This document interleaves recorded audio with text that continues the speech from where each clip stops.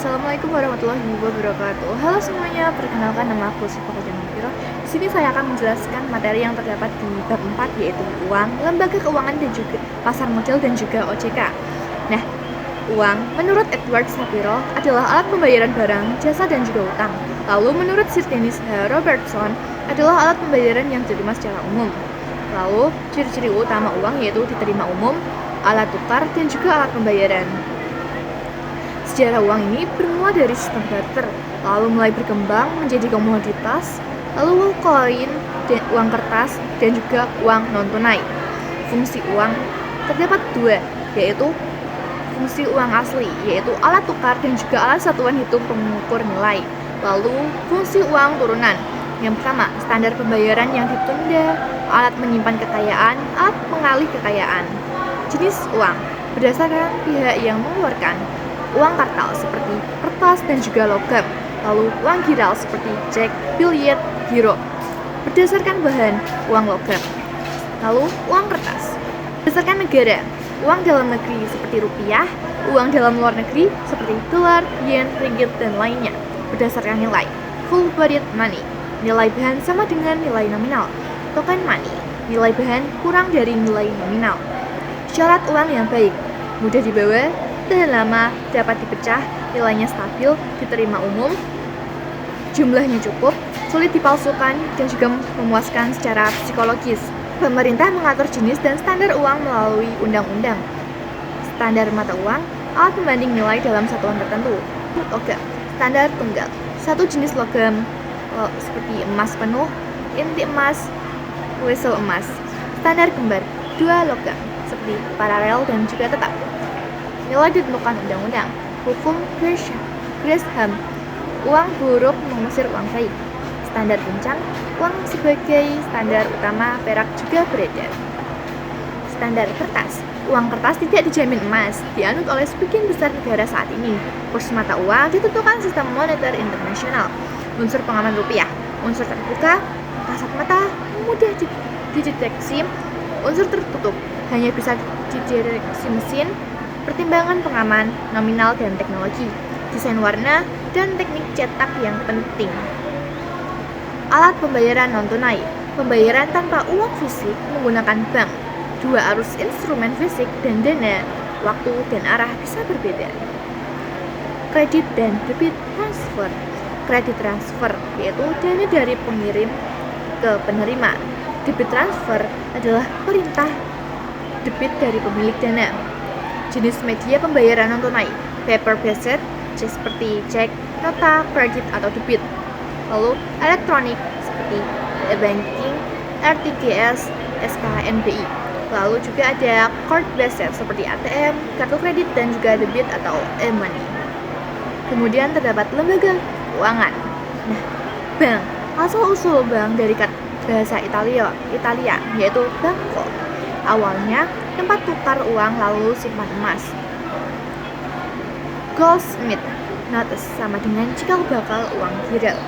Pengertian bank menurut UU No. 10 tahun 1998 dan UU No. 4 2023 yaitu bank menghimpun dan menyalurkan dana. Menurut Prof. Stuart, bank menciptakan uang giral. Fungsi bank yaitu penghimpunan dana, penyaluran dana, dan juga pelayanan masyarakat.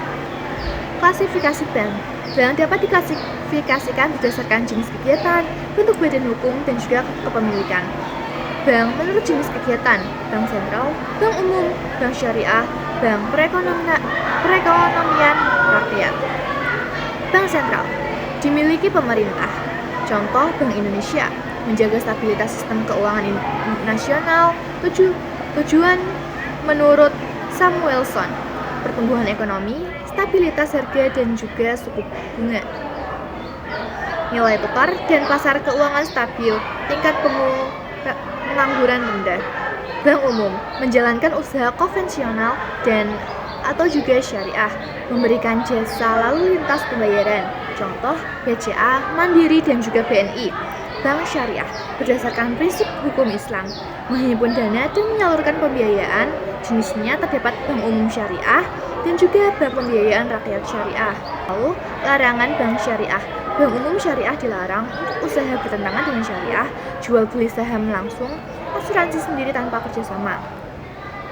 BPRS dilarang menerima giro usaha falas, beli surat berharga, usaha asuransi, dan penyertaan modal bebas. Bank perekonomian rakyat konvensional atau berdasarkan syariah tidak memberi jasa lalu lintas gedel, dilarang menerima giro, kegiatan falas, penyertaan modal, dan asuransi.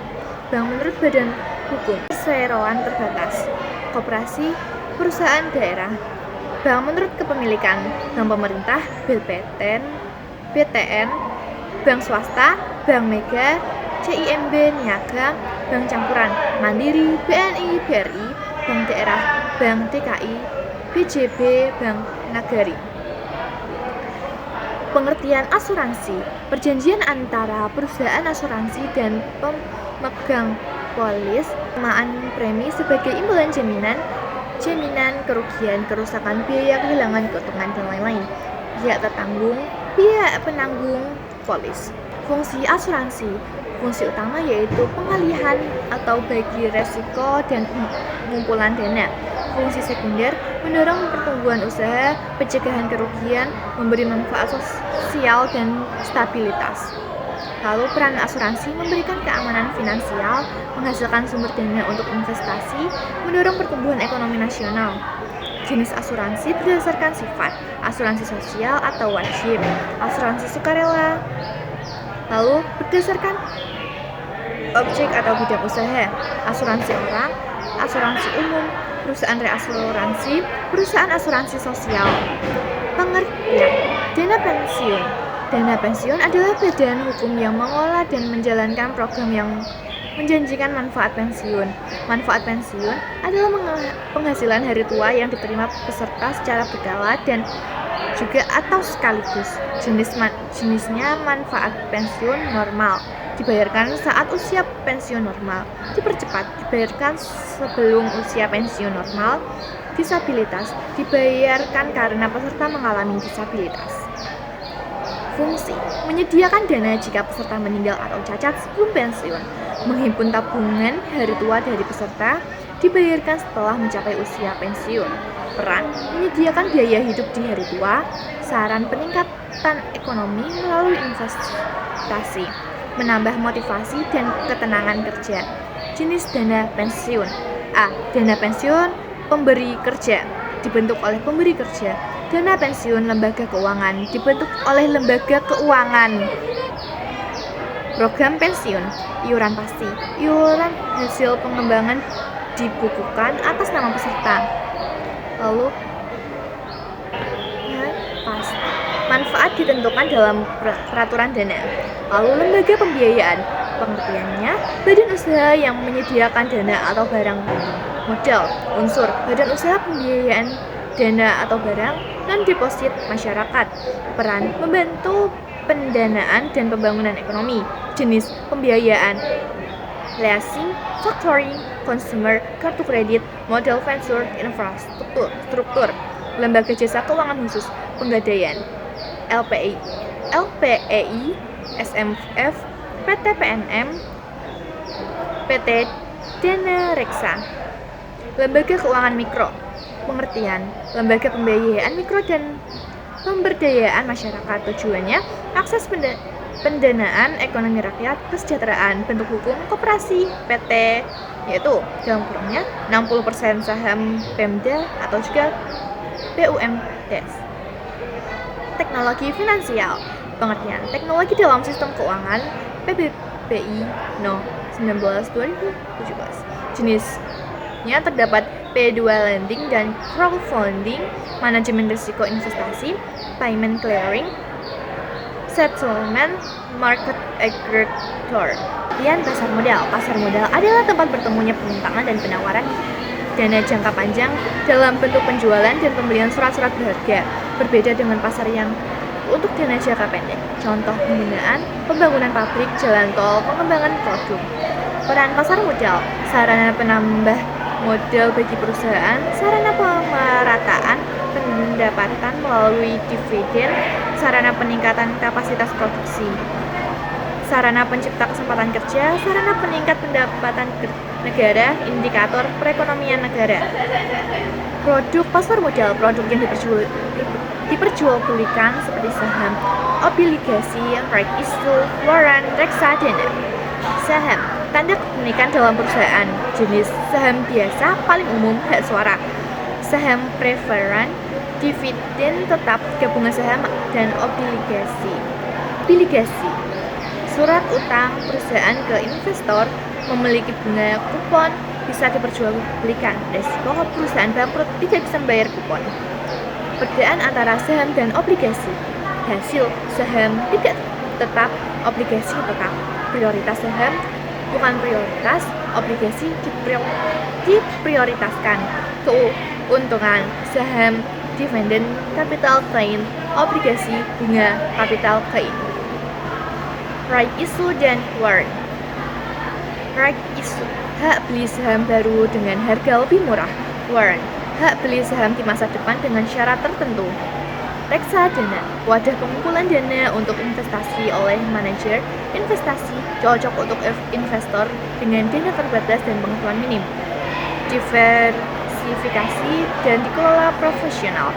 Pengertian OJK. OJK adalah lembaga negara independen yang mengatur, mengawasi, memeriksa, dan menyediakan sektor jasa keuangan, dipimpin oleh Dewan Komisioner secara kolektif dan kolegial. Tujuan OJK menjamin sektor jasa keuangan terselenggara secara adil dan transparan, mewujudkan sistem keuangan yang stabil dan berkelanjutan, melindungi kepentingan konsumen dan masyarakat. Fungsi OJK mengatur dan mengawasi sektor jasa keuangan secara terintegrasi, menjaga stabilitas sistem keuangan, memberikan perlindungan kepada konsumen. Tugas OJK.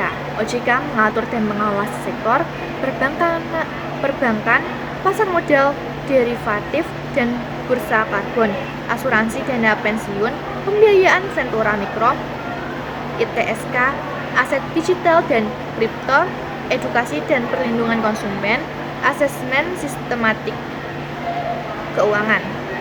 Wewenang OJK, pengaturan, menetapkan peraturan serta pengaturan sektor jasa keuangan, menetapkan kebijakan pelaksanaan tugas, mengatur tata cara pengawasan dan pengelolaan.